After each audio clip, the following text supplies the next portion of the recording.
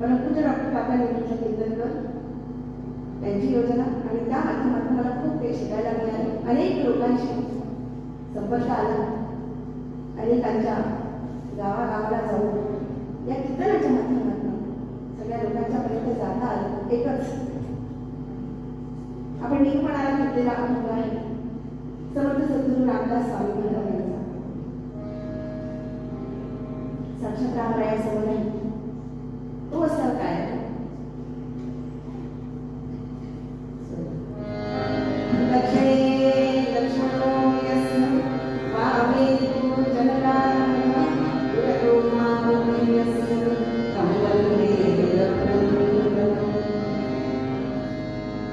हे सगळे संगीत असल्यामुळे आणि समर्थ म्हणतात त्याप्रमाणे समर्थ कशाने का आपल्या सगळ्यांना माहिती आहे. इतकं ठामपणे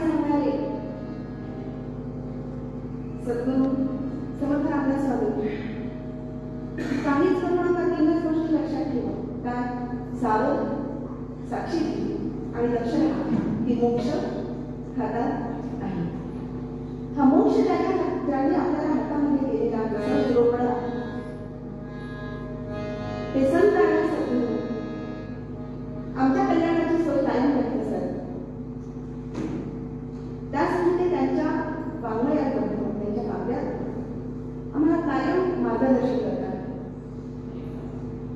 आपण असं म्हणू शकत नाही मगाशी म्हटल्याप्रमाणे माझी काय आळी वाणी वेळी येणार तरी मी आहे जगजीवनी निरंतर, मी निरंतर आहे, अखंड तुझ्या पाठीशी आहे नव्हे. मग त्यामुळे पुढे जाऊन म्हणतात मागे पुढे उभा राहे सांभाळे आलिया आधार निवारायला. इतकं त्यांनी जर आपल्याला ग्वाही दिली आहे तर पुढची चिंता आपण कशाला करायची? आपण फक्त चिंतन करायचं. चिंता करणारा तो आहे. चिंता करायची जबाबदारी त्याच्यावरती देऊन टाकली की आपल्याला चिंतनाला वेळ मोकळा नाही, तर वेळ नाही म्हणून म्हणतो. मग किती वेळ देतो बघा. चिंतेला जर आम्ही त्यांना वेळ दिला झाला ना की त्या तो सगळं करतोय. हा भाव मग अशी सुंदर व्याख्या मुक्तादेवी आणि सगळ्याच आपल्या आचार्याने सांगितली. भाव म्हणजे काय? त्याचा अभावच नाही आहे. जो कायम आहेच तो नाही अशी एकही जागा नाही. गीता भावया राघवे वीर नाही, तो सगळीकडेच आहे. हा एवढा भाव जर आम्ही ठेवला आणि तुम्ही कसा बघू समर्थ आपल्याला असा कसा भाव ठेवायला सांगत नाही. दृढ, अपरोक्ष आणि अपरिवर्तनीय. नाहीतर कायम आमचं कसं असतं अदृढ. देव असेल की नाही, तो माझी चिंता वाढील की नाही, मी त्याला शरण केलं तर त्याला काही द्यावं लागेल का? समर्थांचे इथे आल्यानंतर काय द्यावं लागतं? आत्मारामामध्ये समर्थांनी फार छान सांगितले, अरे तुझ्याजवळ जे काही सगळं नाश पावणार आहे ना ते तू मला सगळं देऊन टाक. ते दिलं त्याला की मग आमचं काम संपलं. बाकी काम कोणाचं सुरू होतं? त्यांचं सुरू होतं. परंतु आमच्या मनामध्ये कायम भाव कसा आहे? अदृढ आहे. दृढच नाहीये, त्याला दृढता नाहीये, खात्री नाहीये, निश्चिंती नाहीये, संशय आहे. आणि संशय जडित होऊन जगणे म्हणजे जीवन. जोपर्यंत हा भाव दृढ होणार नाही तोपर्यंत ती जीवनमुक्ती कशी प्राप्त होईल आम्हाला? नाही तर समर्थ आम्हाला फार छान म्हणतात. काय म्हणतात? समर्थांचं एक एक वाक्य लक्षात ठेवलं ना आपण किंवा आपल्याला काय आपण कल्पनाच नाही करू शकत की इथे आल्यानंतर मी तरलो आता उद्धवलो गुरुकृपे.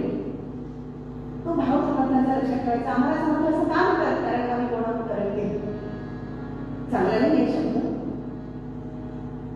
पण सगळा करंट म्हणून घेऊ हे ज्याला आवडतं नाही तोच खरा समर्थ भक्त किंवा त्याचाच खरा भाव दृढ झालेला असतो. आम्ही सगळे कसे आहोत? माफ करा, तुम्ही नाही.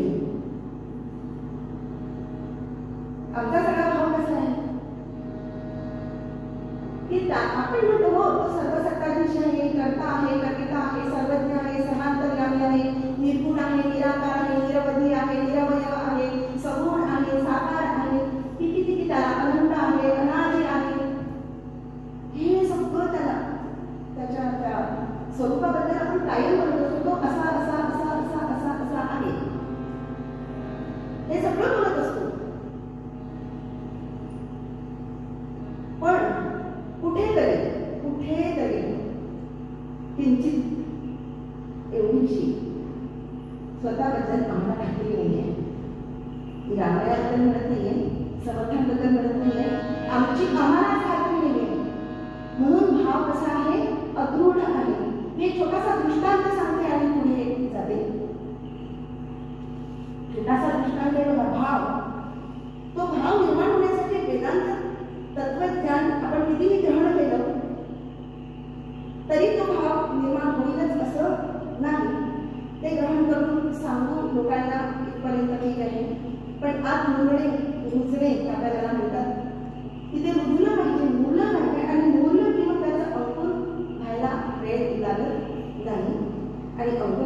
कशाचं गुरु की तेच ब्रह्म मी आहे, तो मी आहे, ते तत्व मी आहे. मग आता मी आहे हे सांगत असताना एक छोटासा दृष्टांत फार छान आहे. मी बऱ्याच ठिकाणी सांगितलेलं आहे, सगळ्यांना माहिती आहे, पण खूप आवडतो आणि माझं कसं व्हावं यासाठी मी वारंवार स्वतःला सांगते. एक छोटासा दृष्टांत असा आहे. एक मुलगा आहे, तो ना रस्त्यावरती खेळतो, काहीतरी देवाचं सगळं मातीची बेलं सगळं करतो, त्याला फुल राहतो किंवा देवाची पूजा करतो. आणि एके दिवशी त्या राज्याचा राजा त्या रस्त्याने जात असतो. राज्याचा राजा त्या रस्त्याने जात असतो. जाता जाता राजाला वाटतं की हा मुलगा काय करतोय, म्हणून त्याच्या जवळ जवळ उभे राहतात. त्याला म्हणतात, बाळा तुम्ही ना त्यांच्याकडे बघतो, काय गोड मुलगा आहे, राजमुलगा इतका सुंदर 8 वर्षाचा मुलगा, गोरा गोरा काम, पिवळे पिवळे केस, असा छान. राजाचं मन अगदी त्याच्यावरती बसतं. राजा त्याला म्हणतो की बाळा तू कोण रे, कुणाचा, कुठे राहतोस, काय करतोस. तो मुलगा म्हणतो की माझं नाव मला माहिती नाहीये, मी कोण हेही मला माहिती नाहीये, मला एकच माहिती आहे की देव माझा आहे आणि मी त्या देवाला शरण गेलेलो आहे, तो देव माझा आहे. राजा म्हणतो की असं कर, तुला कोण आहे, आई बाबा नाही, मला कोणीच नाही, ना मला आई आहे ना मला बाबा आहे, माझी आई त्वमेव माता असतं.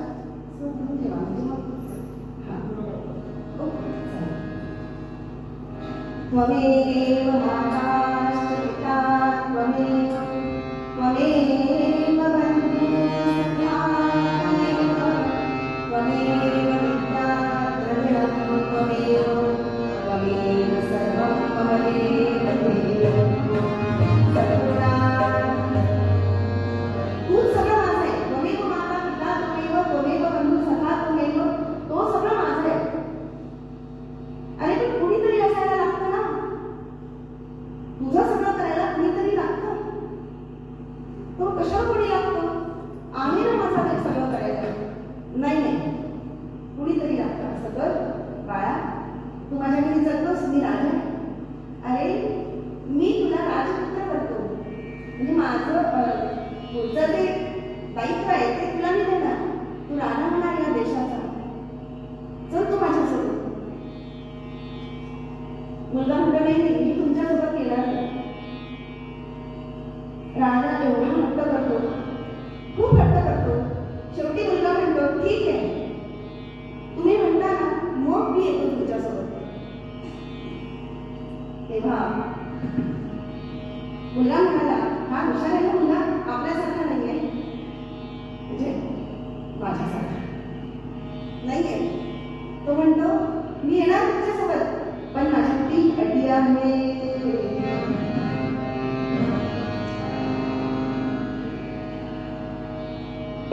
त्याला म्हटलं राजाला, कामा म्हणून काय वाटतं आपल्याला, काय आहे कामा, सांग, तुझ्या सगळ्या अटी मला मान्य आहे. होय नक्की बघा, विचार करा. अरे मान्य आहे बाबा, बघा बरं, नंतर म्हणायचं नाही की मला त्या अटी मान्य नाही. ठीक आहे, सांग तू तुझ्या अटी काय आहे. राजन, माझी पहिली अट आहे, मी तुमच्याकडे येणार, तुमच्या घरी राहणार, तुमचा पुत्र म्हणून वाटणार, तुम्ही मला राज्य देणार. परंतु माझी पहिली अट, तुम्ही काय करायचंय बघा, मी झोपणार, तुम्ही झोपणार नाही. काय सांगितलं, मी झोपणार, तुम्ही काही वेळाच की काय, झोपणार नाही म्हणजे काय, तू झोपणार आणि मी झोपणार नाही, मग तुम्ही जाणार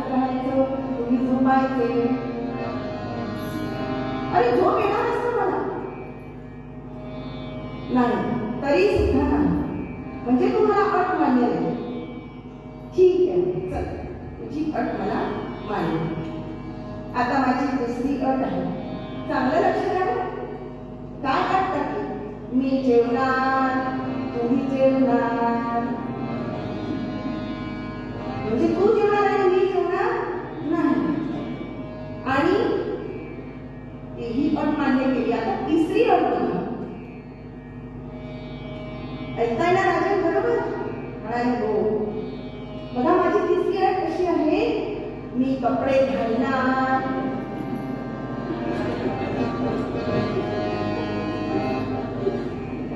तुम्ही कपडे घालायचे नाही. मान्य आहे का? अरे काय वेळेसारखं बोलतोस? ह्या कुठे अटी झाल्यात काय? हे सगळं तर म्हणे काय तू अगदीच. मी राजा आहे. मी कपडे नाही घातले तर कसं चालेल? मी झोपलो नाही तर चालणार नाही आणि जेवलो नाही तर चालणार नाही. काय आहे मग? राजन, मी ज्या देवाला माझा माता पिता मानतो ना, मी जेवतो तो जेवत नाही. मी झोपतो तो झोपत नाही. मी कपडे घालतो तो घालत. वेदांताच्या दृष्टीने विचार केला तर उपाधिकारी सगळ्यांना आम्हाला अडकवून स्वतः मात्र निरुपाधिक आहे. आमचं स्थूल शरीर आम्हाला अन्नाला बसायला दिलेलं आहे आणि तो मात्र कसा आहे. आणि झोप म्हणाल तर तो आम्हाला कायम डोळ्यात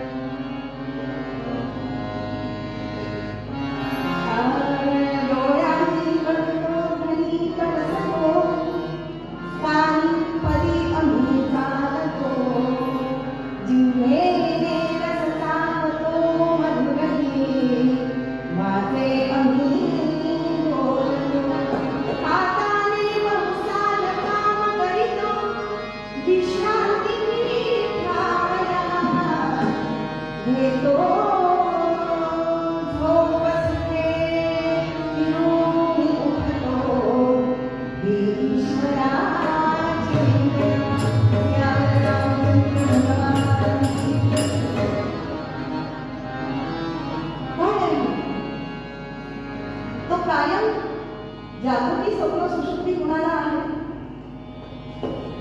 त्याला काहीच नाही. तो कायम कसा आहे आहे आहे आणि आहे हा भाव दृढ झाला. तो मी झोपतो तेव्हाही आहे, जेवतो तेव्हाही आहे, उठतो तेव्हाही आहे, बसतो तेव्हाही आहे, येतो देतो दाखो येतो खातो पितो. हे मी सगळं करत असताना माझी दैनंदिनी तो कायम कसा आहे माझ्या सोबत आहे. आणि मला हे सगळं देऊन स्वतः मात्र कसा आहे साक्षी रूपाने अंतर्यामी फलक हे सगळं तो साक्षी असणारा भगवंत जोपर्यंत आम्ही जाणणार नाही, त्याबद्दलचा दृढ भाव होणार नाही, तोपर्यंत हरी सन्निधीची त्याला होणार. हरी संगीत आहे माझ्या जवळ आहे. कसं काही लोकांच्या घरी येतो हरी माऊली फार छान सांगतात. देवाची वाणी भाषण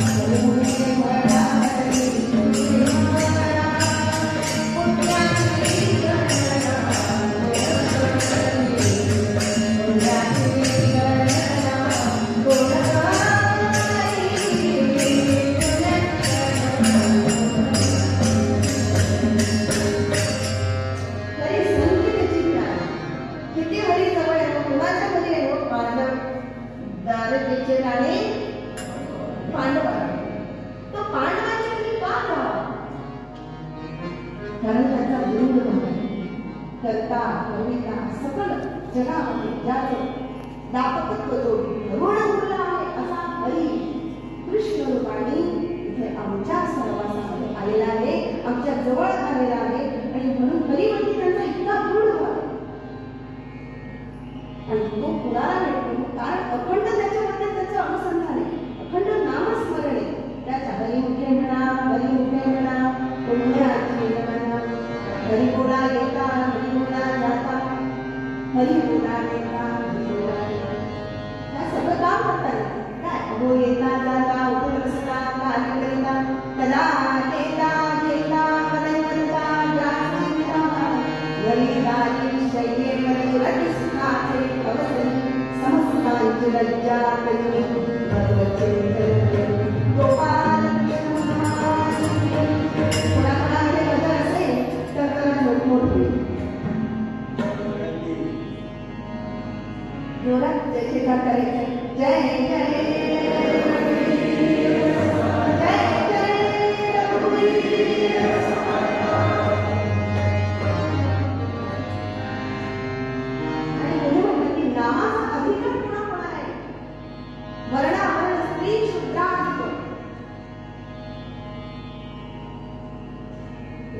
असे ना त्यांना नाम रतीला लागले, नाम रतीला नामाबद्दलचं प्रेम कोणी असो कुणाच्याही अंतःकरणामध्ये नामाबद्दलचं प्रेम उत्पन्न व्हायलाच पाहिजे. नाम आम्हाला आमचं नाव किती आवडतं, बरोबर आहे ना? किती आवडतं सविता खरडे खूप आनंद होतो मला. आणि चुकून कोणीतरी सविता म्हटलं, एक माझं नाव सविता सविता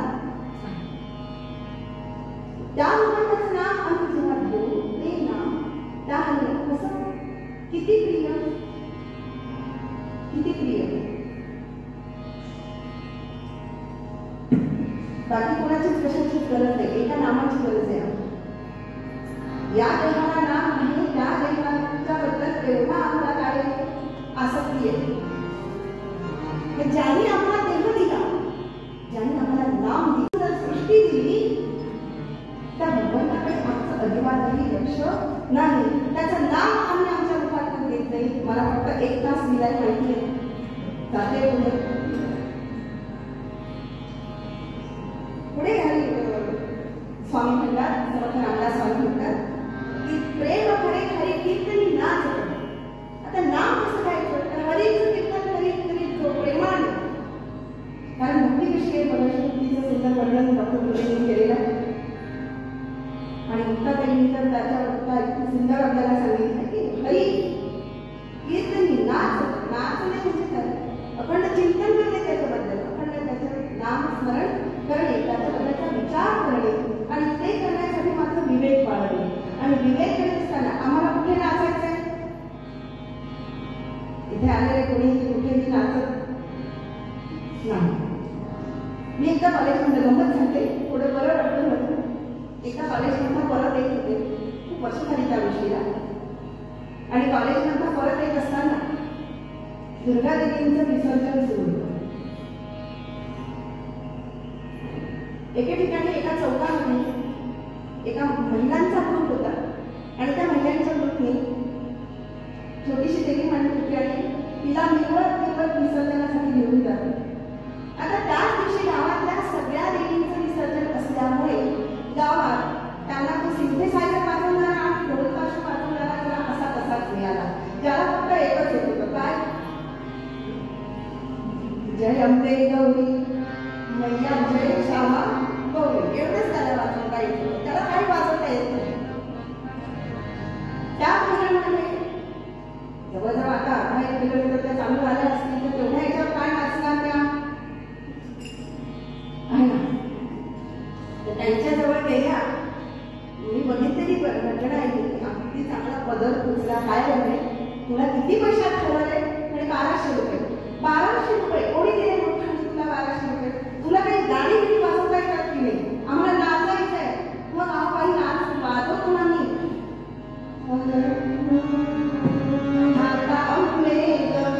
जगदंबे देवाला मांडी तुझ्या नावाचा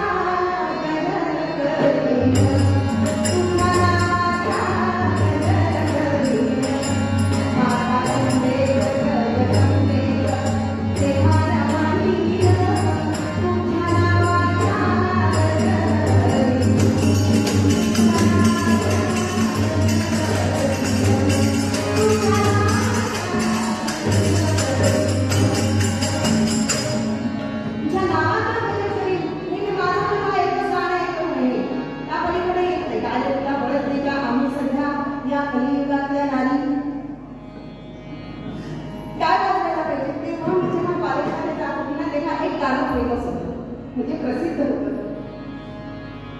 कुठून आलं माझं विनोद तुम्ही फक्त घ्या आणि समाजाचं निरीक्षण करत असताना आपल्याला समाजात काय चाललेलं आहे ते जर आपल्याला बाजूला करायचं असेल तर किती काम आपल्याला करायचंय याचा विचार या कथेच्या माध्यमातून करायचा. किती आपल्याला त्या महिलांपर्यंत जाऊन ठेवायचं आहे की बाई ग तू हे करतेस ते बरोबर नाहीये. ती त्याला सांगते जाऊन म्हण, अरे म्हण ना काय कोंबडी म्हणाली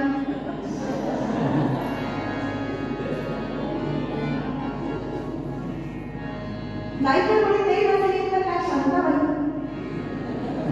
आता कांताबाई आणि मध्ये मला कोणीतरी काहीतरी सांगितलं परत काहीतरी आलं माहिती काय विचारलं. समाज असा नीतीभ्रष्ट होत चाललाय. त्यासाठी हरिकीर्तन करण्यात आली प्रेम हरिकीर्तनी नाच. काय सुंदर म्हणताय समर्थांनी लाजलेले लाजेला. सुंदर शब्द आहे लाजलेले लाजेला. परंतु त्या मंदाताई म्हणतात की हरीचं नाम कसं लावं मोठ्याने घ्यावं. लाज न बाळगता मंदाताईचं ब्रह्मपुरीचं वाक्य आहे. लाज न बाळगता बाकी कामांसाठी मला लाजेल आणि लाजवेल. बाकी करताना मला लाज नाही वाटत पण या लाजेल आणि लाजवेल असं नाम आणि त्या पद्धतीकडे आम्ही काय काम करावं काय कोण नाचलेलं मीराबाई. परंतु त्या डॉक्टर काका म्हणतात की मीराबाईचं उदाहरण समोर तेव्हा नाचताना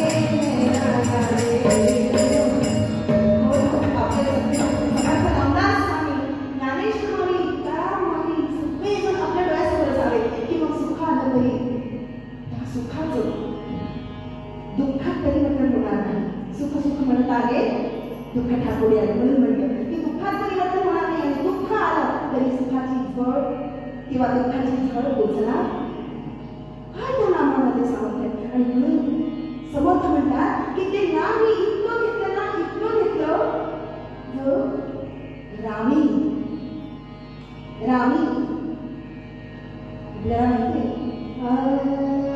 रामाई दास दोघे पकडले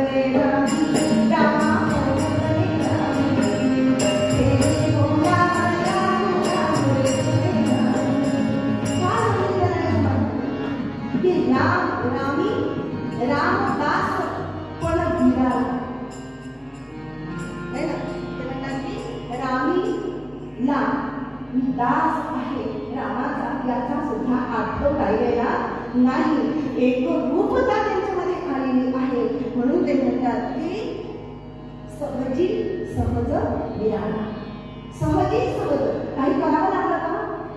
नाही, काही करावं लागलं नाही. काही सांगावे लागत नाही, काही अंधारे लागत नाही. किती सोपं संत आपल्याला करून टाकतात. हा सहज भाव संत रूपात ते आपल्याजवळ ग्रंथ रूपाने आहे. संत ग्रंथ म्हणजे संत. संताला जर बघायचं असेल तर ते ग्रंथ हातात घ्यावे मस्तकावर, म्हणून आपण त्याला धारण करतो. त्यांचा भाव एवढा रामाच्या प्रती पूर्ण झालेला आहे की ते एकरूपच होऊन गेलेले आहे. सहजी सहज विराळा. आठव नाठव नितूपण गेले गाया पाहता पंढरीच्या राया. असा हा अभंग आपण निरूपणाला घेतला. वेळेच्या अभावी जे काही सोडवण्याचा प्रयत्न केलेला आहे तो रामरायाला आणि समर्थांना अर्पण करते. आणि छोटस समर्थांचं सहज भाव त्याचा कसा झाला आणि समर्थांनी कशा पद्धतीने आपल्याला हे सगळं करायचं आहे छोटंसं आख्यान आपण ऐकूया.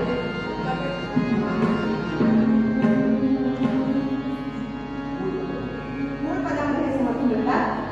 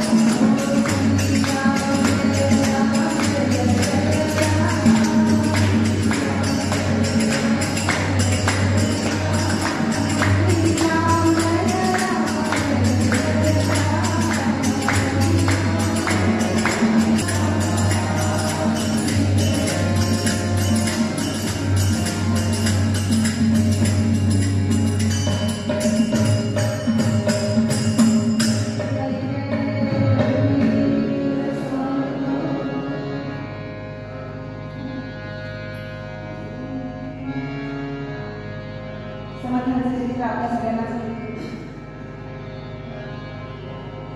थोडक्यात समर्थ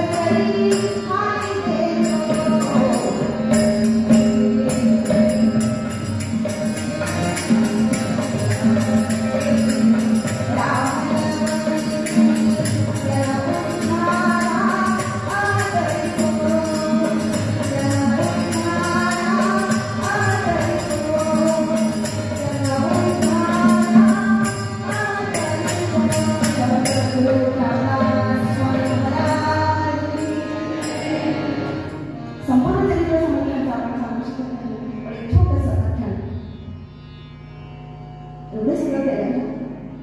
12 वर्ष बालपण गेले, 12 वर्ष काकडी केली, गोदा केली, तपश्चर्या केली, पुरस्चरण आणि तेरापती रामनामाचं जप गायत्री पुरस्चरण करून आता काय करायचं. समर्थ म्हणतात की त्याप्रमाणे ते म्हणतात नाही, आधी करतात आणि मग सांगतात. आधी केलंय आणि मग सांगतात.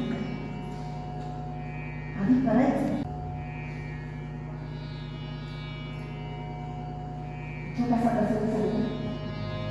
आम्हा सगळ्यांना हे सगळं केल्यानंतर गोमयाचा मारुती स्थापन केला, उद्धवाला तिथे ठेवलं. 12 वर्ष बालपण, 12 वर्ष तपश्चर्या आणि पुढचे 12 वर्ष निश्चित आहे, ठरलेलं आहे. हे तर आम्हाला कळलं म्हणून सांगत होतो. आम्हाला जमलं म्हणून लोक पण आम्हाला लोकांनी मानावं, पदप्रतिष्ठा, यशस्वी, कीर्ती, ऐश्वर्य हे सगळं आम्हाला मिळावं म्हणून आजच्या काळामध्ये आपण सगळंच करतो. समाजामध्ये काय काय चाललंय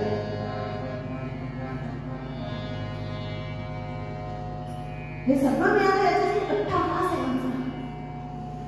समर्थांनी केलेला अट्टहास वेगळा आहे. समर्थ लिहावे त्यानंतर नाना तिथे हा तीर्थक्षेत्र आहे ना म्हणून आख्या पावन तीर्थक्षेत्र आहे. कुणी तर करणार नाही, इथे कुणी आलं ना. आमच्याकडे सर संघाचं काम करतात, ते मला नेहमी सांगतात की आमच्या संघाचा एक नियम आहे, तो कोणी येऊ कसाही येऊ त्याला स्वीकारले. इथे कुणीही आला कसाही आला तरी तो कुणीच झाल्याशिवाय राहणार नाही. इतकं पावन क्षेत्र आहे. आणि त्यासाठी तीर्थक्षेत्र आहे ना.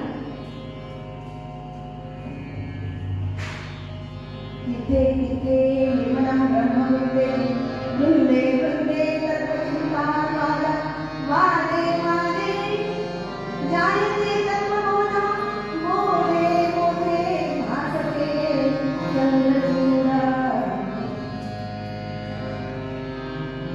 तीर्थ काय होतं, हे काय सुरू आहे, तत्वचिंता सुरू आहे, बोध सुरू आहे. आणि या बोधाने काय मिळाले आपल्याला, साक्षात भगवंताची प्राप्ती.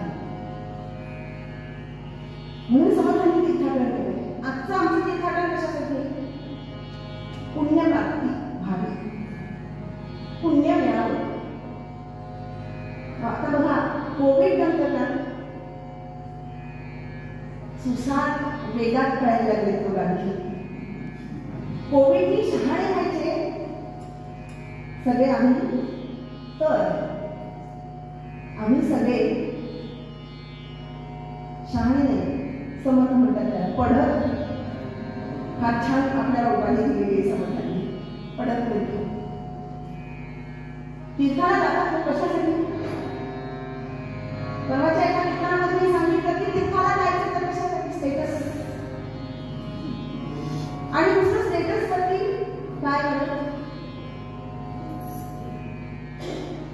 ठिकठिकाणी जागोजागी वॉटर पार्क जाताना रस्त्यात तीर्थ हे ध्येय आहे, लक्ष आहे.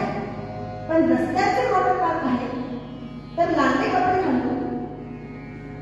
मी अशी बोलली ना तर आमच्याकडे विवेकला राग आला, काय म्हणतात म्हणलं मी थोडीच लागलो, तुम्ही कपडे घाला. आणि सगळ्यात चांगला फोटो, सगळ्यात जास्त स्टेटस कुणाचा नाही आणि जास्तीत जास्त लोकांपर्यंत. पण बाकीचं सगळं होतं ना, त्या निमित्ताने का महिना जातात एवढं ठीक आहे, त्या निमित्ताने का महिना जातात एवढं आपण बरं मानायचं. पण खरा देव जाण्यासाठी जातात का, पुण्य मिळतं ना आम्ही बरं. ते आमच्या इकडे फार प्रथा, इकडे मला माहिती नाही बरं का, कारण आमच्या विदर्भातले लोक फार अगदी काय दानी आहेत. म्हणजे कसं तीर्थाला जाऊन ते पावलं केलं पाहिजे, 1000 लोकांचे हात धुतले पाहिजे, तेवढे लोक ठेवले पाहिजे. तीर्थात काय बघितलं तुम्ही, देवाला काय बघितलं बघितलं तर आता मगाशी पण विषय झाला, काय म्हटलं आपण, माझ्या मुलीचं लग्न करून या सगळ्या गोष्टी. पण समर्थांनी जे काही केलेलं आहे ना ते पुण्य प्राप्तीसाठी केलेलं नाही. पुण्य प्राप्तीसाठी करावं आम्ही कोण, हे साक्षात पुण्यवंतच आहे, प्रश्नच नाही त्यांच्याबद्दल, अवतरीतच आहे, साक्षात भगवंताचा अवतार आहे. आणि ते अवतरी कोण आम्हाला मार्गदर्शन करतात आहे, सांगतात आहे की कशासाठी तीर्थाटन करायचं.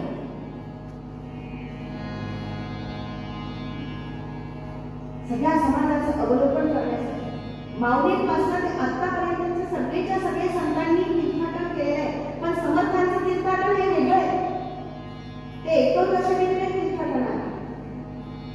तीर्थाला जायला ठरवलंय तर त्यांनी 12 वर्षापर्यंत अखंड अविरत भ्रमण करीत होते. नागपूरचे कवी आहेत, त्यांनी फार छान म्हटलेले आहे, योगेश्वर हा मुनी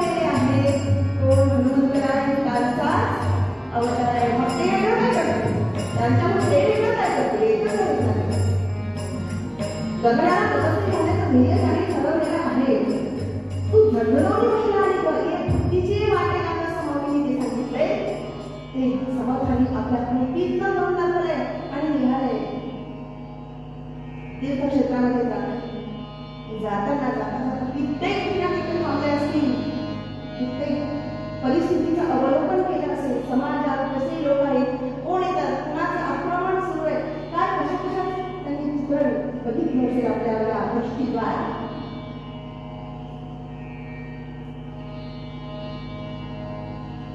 आणि कसा आहे त्यांचं नेमकं, आम्ही आलो तिथे यात्रेला सज्जन करायला जायचं, एक द्या, दुसरी द्या, एकाच्या खायच्या वस्तू, पहिल्याच्या एक, पहिल्या दिवशीची साडी, दुसऱ्या दिवशीची साडी, तिसऱ्या दिवशीची साडी,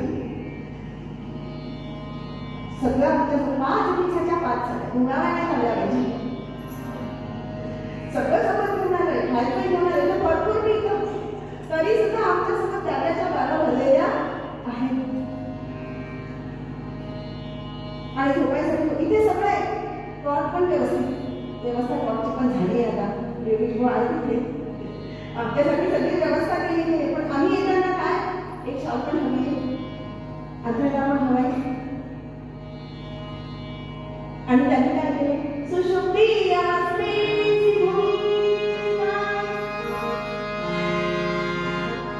सुषुप्ती अवस्थेमध्ये भूमीवरती झोप आली. ते म्हणतात की उसे राम पादा दिशांचा महापट्ट मांगरा. आणि पुढे म्हणतात सीता कारणे वंदू. याचा असेल हंडी वाजली ना शेवटी भेटतात. झोप आली तर भूमीवर झोपा. उसे लागत असेल तर राम पाद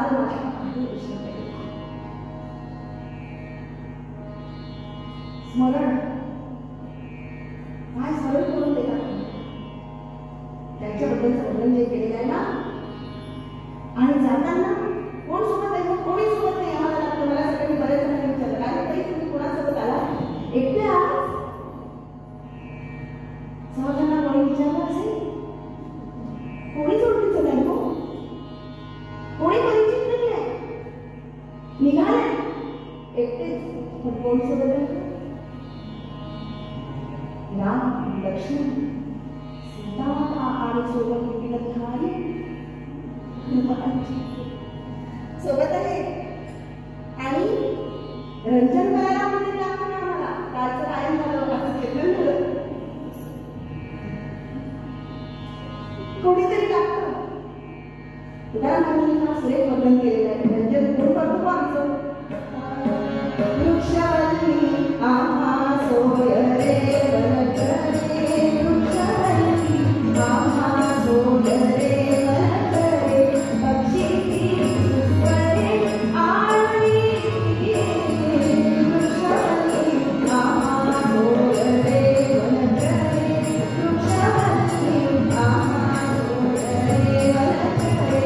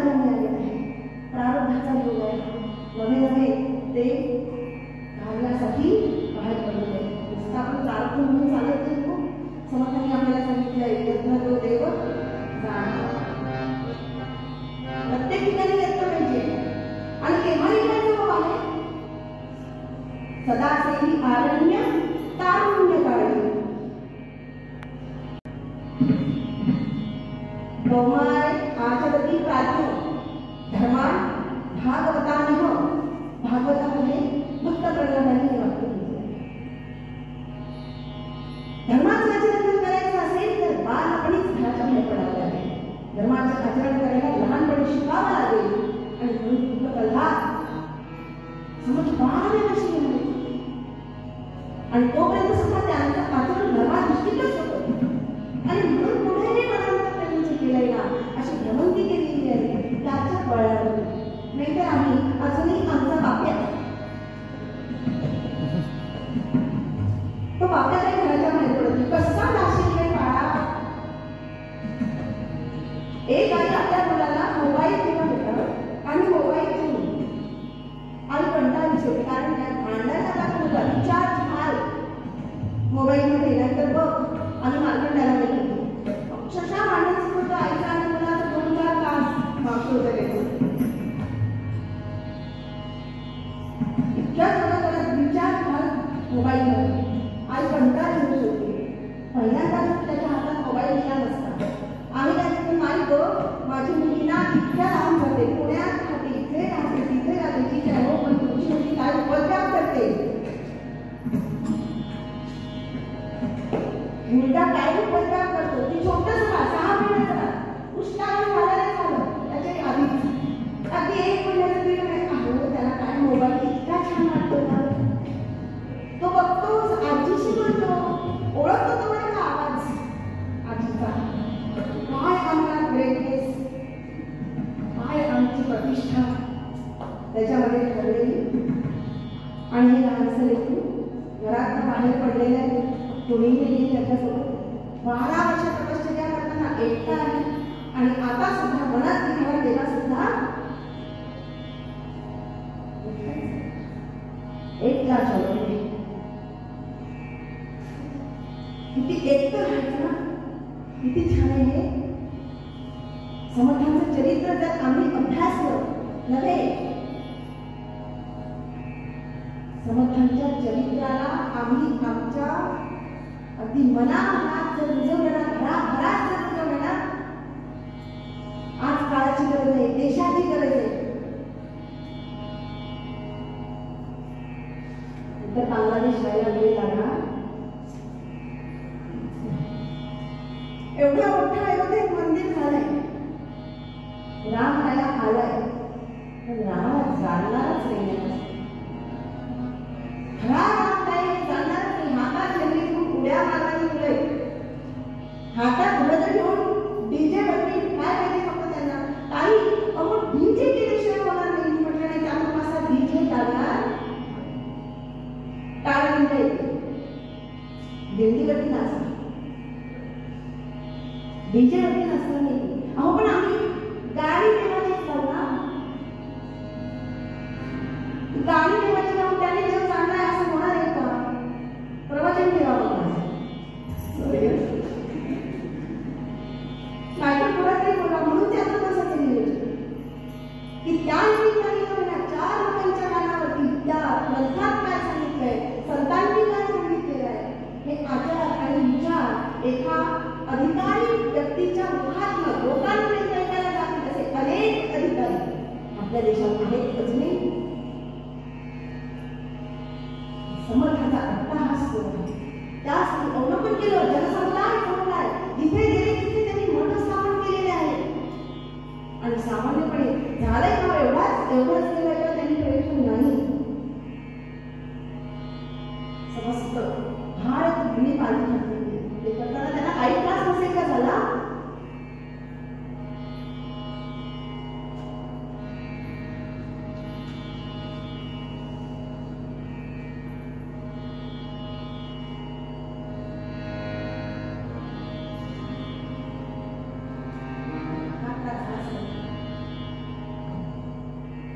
शिखर आहे, मोठे मोठे पर्वत आहेत.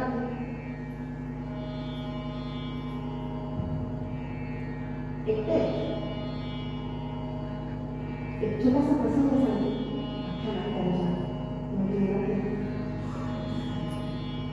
बोलण्याच्या गोष्टी फार सोप्या आहेत, सोपं नाही.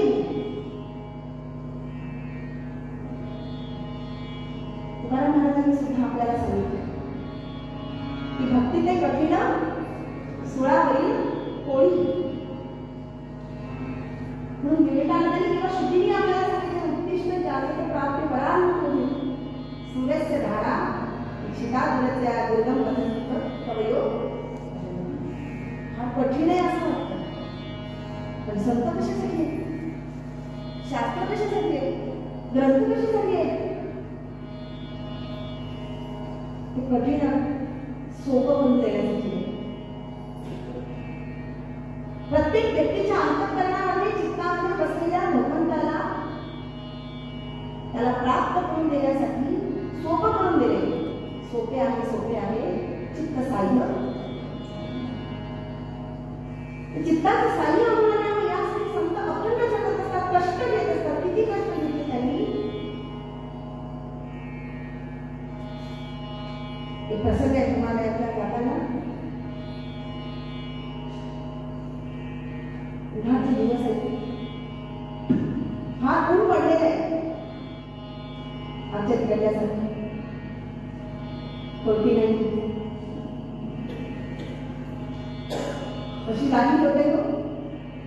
आणि समोर कुठे गेलं तर एक काळा पाषाणाचा मोठे असे खडक आहेत, दगड आहेत, पर्वत आहे. आणि त्या पर्वतावर समोर एकटे निघाले सगळं बघत. आणि सोबत कोण आहे, फक्त राम राहिला आणि रामाचं भजन. मात्र मनात दूर व्हावे की माझ्या समोर राम राया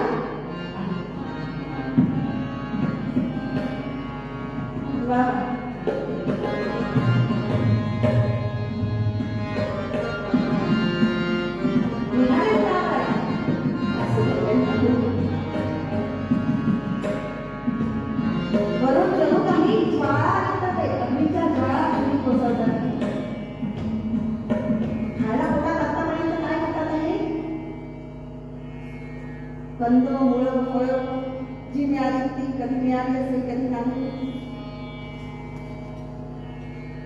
आणि तो प्रवास करत असताना भर दुपारची वेळ आहे. हा वेळ झाल्यातून अगदी आता कमी करते. झोप येत आहे सगळ्यांना. आकाशाच्या दगडावरून खालून टाकलेला खडक आणि वरून नाही. अशी परिस्थिती आहे की चारी बाजूला जी वनसंपदा आहे ती सुद्धा निष्पन्न झालेली आहे. वाळलेली झाडे सगळीकडे आणि समोर इथे चालले. तुकाराम महाराज म्हणतात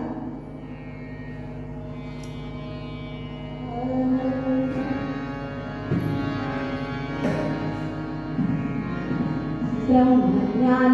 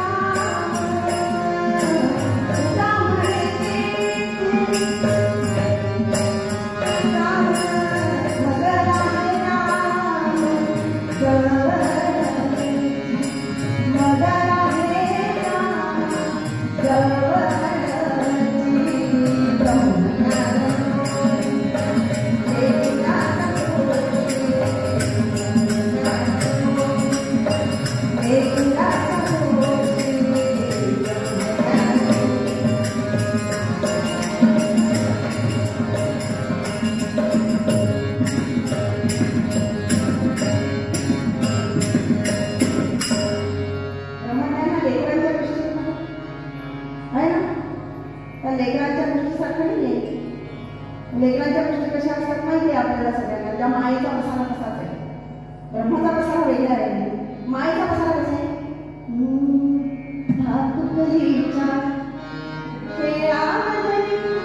राजा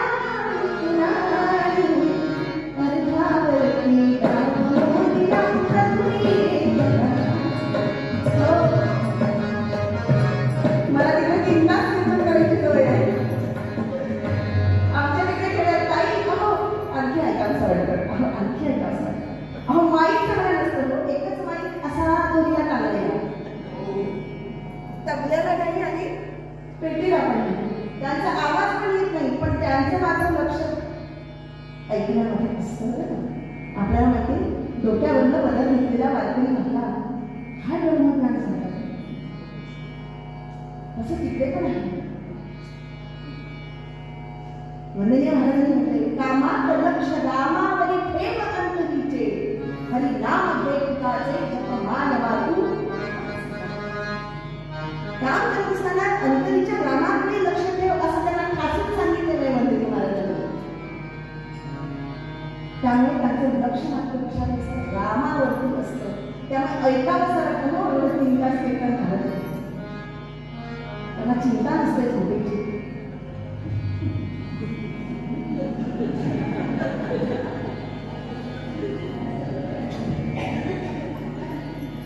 इथे सगळ्यांना चाललेलं असल्यामुळे इथे चिंता असू द्या.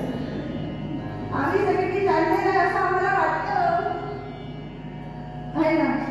ब्रह्मज्ञान दोन्ही लेकराच्या गोष्टी अनुताप असल्याशिवाय काही होऊ शकत नाही. समर्थ आहे. तो ऊन आहे, भूक लागली, तहान लागली, क्षुधा तृषा खूप वर्णन केलं ते स्वामींनी.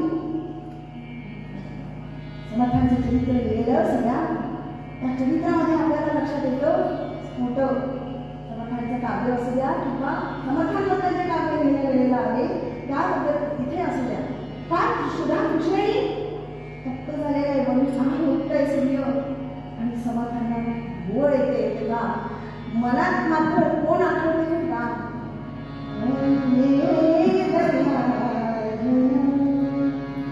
स्वामी रामा हे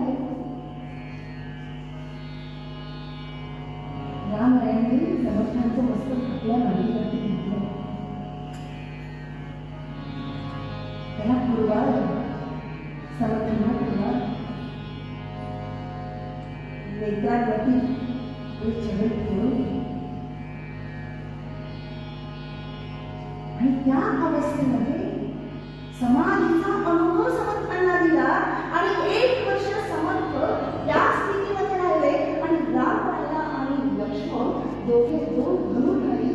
तिथे त्यांच्या रक्षणासाठी असं वर्णन केलं. आमच्या रक्षणासाठी एकटीने राम पाहिला. फक्त काय करायचं, कीर्तन इथे संपलं. चिंतन आपल्याला करायचं. समर्थांनी आपल्याला चिंतनाला अभंग दिलाय. चिंतनाला अभंग दिलाय.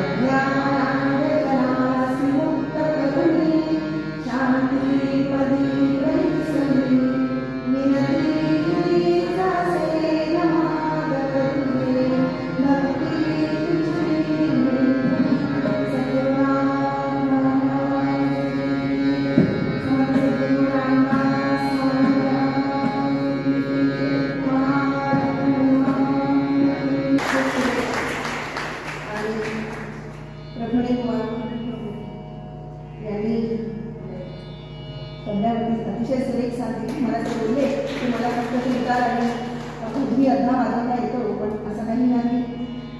किती सुरेख त्यांनी साथ दिली. आणि काय माझं भाग्य, आचार्य काळावरती बसले माझ्यासोबत. आचार्य खरोखर त्यांनी मला काळावरती साथ दिली. त्याबद्दल त्यांचे परत एकदा मनापासून आभार मानते. आणि मला इथे कीर्तन सेवा करण्याची संधी आयोजन समितीने, योगेश बुवा आणि समर्थ सेवा मंडळाने दिली, त्याबद्दल मी सर्वांना एकदा शतशः वंदन करते, प्रणाम करते. हरिओम.